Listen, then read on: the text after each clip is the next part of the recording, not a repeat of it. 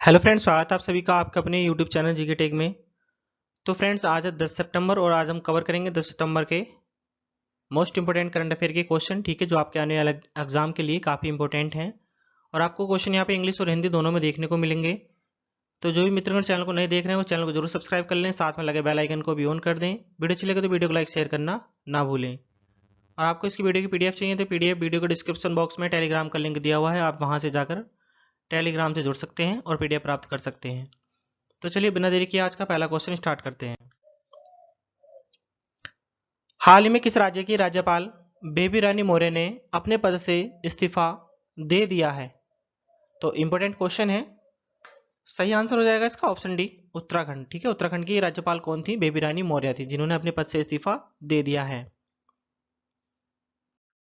देखिए, उत्तराखंड की राज्यपाल बेबी रानी मौर्य, ठीक है, ये हैं। रामनाथ कोविंद को अपना इस्तीफा सौंप दिया है।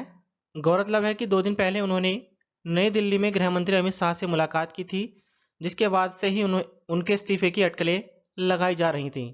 वह राज्यपाल के तौर पर 3 वर्ष पूरे कर चुकी हैं। बेबी रानी मौर्य उत्तराखंड के राज्यपाल की कमान संभालने वाली दूसरी महिला हैं। और बात करेंगे उत्तराखंड के मुख्यमंत्री कौन है, तो कौन है? पुष्कर सिंह धामी है। नेक्स्ट क्वेश्चन देखेंगे।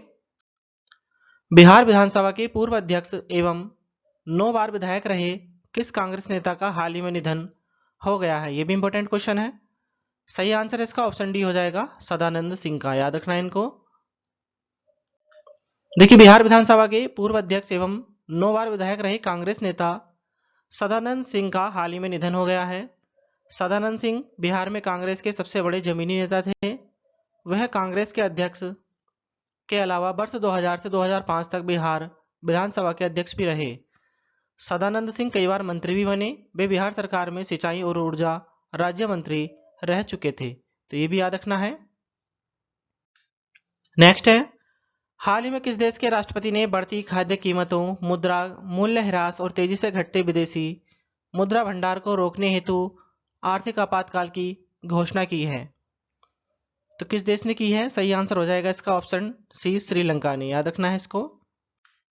देखिए, हाल ही में श्रीलंका के राष्ट्रपति ने बढ़ती खाद्य कीमतों, मुद्रा मूल्यह्रास और तेजी से घटते विदेशी मुद्रा भंडार को रोकने के लिए आर्थिक आपातकाल की घोषणा की है। श्रीलंका में सार्वजनिक सुरक्षा अध्यादेश के तहत आवश्यक वस्तुओं की आपूर्ति पर आपातकाल घोषित किया गया था। आपातकालीन कानून अधिकारियों को वारंट के बिना लोगों को हिरासत में लेने, संपत्ति जब्त करने, किसी भी परिसर में प्रवेश करने और तलाशी लेने, कानूनों को निलंबित करने तथा आदेश जारी करने में सक्षम बनाता है। इन पर अदालत में सवाल नहीं उठाया जा सकता है। नेक्स्ट क्वेश्चन है, एशियाई विकास बैंक ने किस राज्य में शहरी गरीबों के लिए एक वहनीय आवासीय परियोजना के लिए 15 करोड़ डॉलर यानी कि करीब 1095 करोड़ रुपए के ऋण को मंजूरी दी है? तो सही आंसर है इसका ऑप्शन सी, तमिलनाडु। याद रखना है ये भी। देखिए, एशियाई विकास बैंक यानी कि एडीबी ने तमिलनाडु में शहरी गरीबों के लिए एक वहनीय आवासीय परियोजना के लिए 15 करोड़ डॉलर यानी कि करीब 1095 करोड़ रुपए के ऋण को मंजूरी दी है। एजेंसी ने कहा कि तमिलनाडु भारत के आर्थिक विकास के लिए महत्वपूर्ण है, जो देश के सकल घरेलू उत्पाद यानी कि जीडीपी में 8.54% का योगदान देता है। आर्थिक अवसरों की वजह से राज्य में ग्रामीण क्षेत्रों से शहरी क्षेत्रों की ओर विस्थापन बढ़ गया है। तमिलनाडु पहले से ही भारत में सबसे अधिक शहरीकरण दर वाले राज्यों में से एक है, तो इसके बारे में याद रखना है। नेक्स्ट क्वेश्चन है, राष्ट्रपति रामनाथ कोविंद ने हाल ही में किस आईएनएस हंस को प्रेसिडेंट कलर अवार्ड प्रदान किया है? तो सही आंसर है इसका ऑप्शन बी हो जाएगा, आईएनएस हंस को। याद रखना है इसको भी। देखिए, राष्ट्रपति रामनाथ कोविंद ने हाल ही में आईएनएस हंस गोवा स्थित भारतीय नेवल एविएशन को प्रेसिडेंट कलर अवार्ड या ध्वज प्रदान किया है। शांति और युद्ध दोनों स्थितियों में राष्ट्र को दी गई असाधारण सेवा के सम्मान में एक सैन्य इकाई को राष्ट्रपति द्वारा यह अवार्ड प्रदान किया जाता है। भारतीय नौसेना 27 मई 1951 को भारत के तत्कालीन राष्ट्रपति डॉक्टर राजेंद्र प्रसाद से ध्वज प्राप्त करने वाली पहली भारतीय सशस्त्र सेना थी। तो सब कुछ याद रखना है इसके बारे में भी। नेक्स्ट है, विश्व फिजियोथेरेपी दिवस का आयोजन निम्न में से किस दिन किया जाता है? सही आंसर है इसका ऑप्शन सी, 8 सितंबर को। याद रखना है ये भी। देखिए, प्रतिवर्ष 8 सितंबर को वैश्विक स्तर पर विश्व फिजियोथेरेपी दिवस का आयोजन किया जाता है। यह दिवस लोगों को फिट और स्वास्थ्य बनाने में फिजियोथेरेपिस्ट की महत्वपूर्ण भूमिका के बारे में जागरूकता बढ़ाने का प्रयास करता है। इस वर्ष विश्व फिजियोथेरेपी दिवस कोविड-19 संक्रमण से रिकवरी और इससे प्रभावित लोगों के प्रबंधन तथा उपचार में फिजियोथेरेपी की भूमिका पर केंद्रित है। नेक्स्ट है, हाल ही में किस देश की सरकार ने जलवायु परिवर्तन के प्रभाव को दूर करने के लिए एक नए मंत्रालय का गठन किया है? इंपोर्टेंट क्वेश्चन है ये भी। तो सही आंसर है इसका ऑप्शन डी, ग्रीस देश ने। याद रखना है इसको। देखिए, हाल ही में ग्रीस सरकार ने जलवायु परिवर्तन के प्रभाव को दूर करने के लिए एक नए मंत्रालय का गठन किया है और यूरोपीय संघ के पूर्व आयुक्त क्रिस्टोस स्टाइलियानाइडस को मंत्रालय का प्रमुख नामित किया है। क्रिस्टोस स्टाइलियानाइडस वर्ष 2014 से वर्ष 2019 के बीच मानवीय सहायता और संकट प्रबंधन के लिए यूरोपीय संघ आयुक्त के रूप में कार्य कर चुके हैं। यह नियुक्ति ऐसे समय में की गई है जब ग्रीस में भीषण आग लगी हुई है, जिसने अब तक इम्बिया द्वीप और दक्षिणी ग्रीस में 1000 वर्ग किलोमीटर यानी कि 385 वर्ग मील से अधिक वन क्षेत्र को जला दिया है।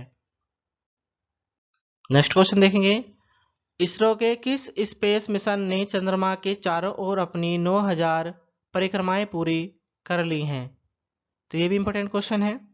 सही आंसर है इसका ऑप्शन बी, चंद्रयान 2 ने। याद रखना है। देखिए, इसरो के स्पेस मिशन चंद्रयान 2 ने हाल ही में चंद्रमा के चारों ओर अपनी 9000 परिक्रमाएं पूरी कर ली हैं। इसरो प्रमुख के सिवन ने 2019 में इस मिशन को लॉन्च किया था। साथ ही चंद्रयान 2 द्वारा ऐसे दो तत्वों क्रोमियम और मैग्नीज का पता लगाया था जो तीव्र और अग्नि की घटनाओं के दौरान कुछ स्थानों पर थे। फ्रेंड्स, बात हुई यहाँ पे इसरो की, तो इसके बारे में देखेंगे, इंपॉर्टेंट है। देखिए, इसरो भारत की स्पेस एजेंसी का नाम है जिसकी फुल फॉर्म होती है इंडियन स्पेस रिसर्च ऑर्गेनाइजेशन, जिसे हिंदी में कहते हैं भारतीय अंतरिक्ष अनुसंधान संगठन। बात करेंगे मुख्यालय कहाँ है इसका, तो बेंगलुरु कर्नाटक में है। और स्थापना की बात करेंगे तो 15 अगस्त 1969 को हुई थी। और संस्थापक कौन है? विक्रम साराभाई हैं। और अध्यक्ष की बात करेंगे तो के सिवन है। ठीक है, तो याद रखना सब कुछ इंपॉर्टेंट है। नेक्स्ट है, इनमें से किस इंडियन डिजिटल पेमेंट कंपनी ने पल्स नामक एक इंटरैक्टिव वेबसाइट पेश की है? तो सही आंसर है इसका ऑप्शन डी, फोन पे ने। देखिए, Bharat K fintech platform phone पे ने हाल ही में पल्स नामक एक इंटरैक्टिव वेबसाइट पेश की है जिसमें वर्चुअल भुगतान पर डेटा, अंतर्दृष्टि और प्रमुख रुझान शामिल हैं। इस वेबसाइट पर भारत के इंटरैक्टिव मानचित्र पर ग्राहकों द्वारा किए गए लाखों लेन देन की सुविधा है। नेक्स्ट है, लास्ट क्वेश्चन है इस वीडियो का, केंद्रीय पर्यावरण मंत्री का नाम बताइए जिन्होंने हाल ही में प्राण नामक एक पोर्टल लॉन्च किया है? सही आंसर है हमारा ऑप्शन डी, भूपेंद्र यादव। ठीक है, केंद्रीय पर्यावरण मंत्री कौन है? भूपेंद्र यादव हैं, जिन्होंने हाल ही में प्राण नामक एक पोर्टल लॉन्च किया है। अब इसके बारे में देखेंगे। देखिए, केंद्रीय पर्यावरण मंत्री भूपेंद्र यादव ने हाल ही में प्राण नामक एक पोर्टल लॉन्च किया है।